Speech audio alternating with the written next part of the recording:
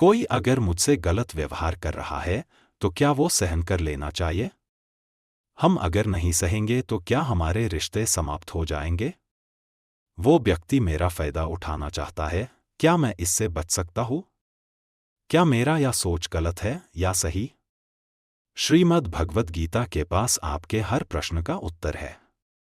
चाहे आपकी कोई भी परेशानी हो, कोई भी इच्छा हो, श्रीमद् भगवद गीता आपके हर प्रश्न का उत्तर देती है, आपकी हर समस्या का हल देती है।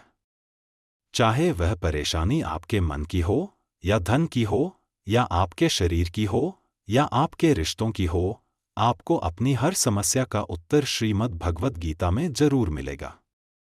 आज हम उसी श्रीमद् भगवद गीता के ऐसे अनमोल उपदेश आपको बताएंगे।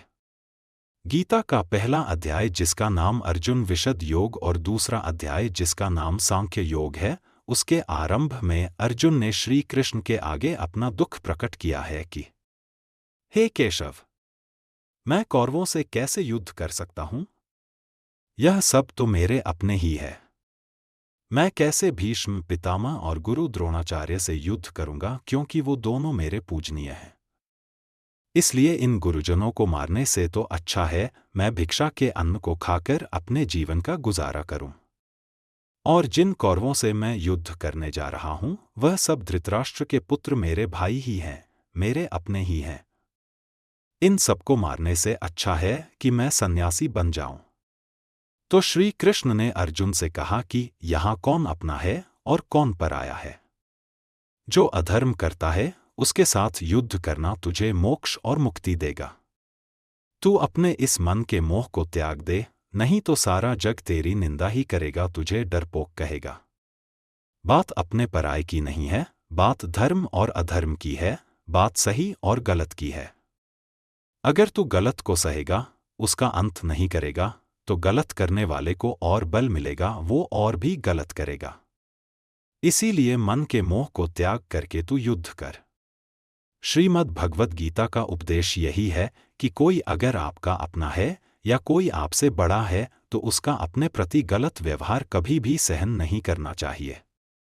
यह गीता का उपदेश हमारी जिंदगी से भी जुड़ा है।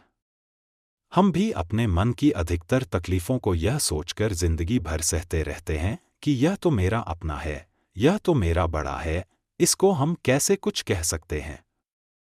हम अगर नहीं सहेंगे, कुछ कह देंगे तो हमारे रिश्ते ही खराब हो जाएंगे, हमारे रिश्ते ही समाप्त हो जाएंगे। पर सोचने की बात यह है कि उस व्यक्ति को आप अपना कैसे मान सकते हैं जो आपकी तकलीफों की वजह हो। अपना तो वह होता है जो हमारी तकलीफों को दूर कर दे। तो गीता का यह उपदेश है कि किसी को भी अपना फायदा मत उठाने दो, किसी को भी खुद पर जुल्म मत करने दो, क्योंकि आप जितना सहेंगे लोग आपको उतना सहने के लिए और मजबूर करेंगे। महाभारत की एक और कहानी भी है। जब अर्जुन के पुत्र अभिमन्यु की युद्ध में मृत्यु हो जाती है, तब अर्जुन बहुत दुखी होता है, रोने लगता है। वह श्री कृष्ण से कहने लगा कि मेरा पुत्र अभिमन्यु मर गया है, मैं यह दुख बिल्कुल भी सहन नहीं कर सकता, मैं भी अपने आप को समाप्त कर लूंगा। फिर भगवान श्री कृष्ण उसे आत्माओं के लोक में लेकर गए जहां अभिमन्यु आनंद से बैठा हुआ था। क्योंकि उसने क्षत्रियोचित व्यवहार किया, इसलिए उसे उत्तम पद की प्राप्ति हुई। जब अर्जुन अभिमन्यु के पास रोते रोते पहुंचा, अपने पुत्र को देखकर बहुत प्रसन्न हुआ। उसे गले से लगाकर कहने लगा कि हे पुत्र, तेरे बिना तो मैं जी ही नहीं सकता, मैंने तो अपने जीवन की आशा का ही त्याग कर दिया है। तो अभिमन्यु कहने लगा कि आप कौन है? अर्जुन बोला, मैं तेरा पिता हूं, तू मेरा पुत्र है अभिमन्यु।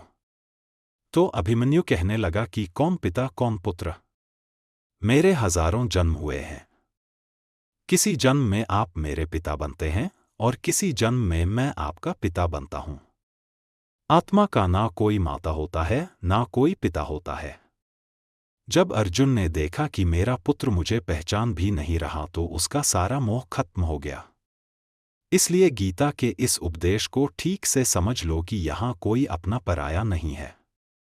जो बुरे वक्त में, तकलीफ के वक्त में हमारा साथ दे, सिर्फ वही हमारा अपना है, बाकी सब पराये हैं। अगर आपको इस वीडियो से कुछ नया सीख मिला हो, नया ज्ञान मिला हो, अगर आपको लगे कि और लोगों को श्रीमद् भगवद गीता की ज्ञान मिलना चाहिए, तो इस वीडियो को लाइक, शेयर और सब्सक्राइब करना ना भूलें, क्योंकि ज्ञान बांटने से बढ़ता है।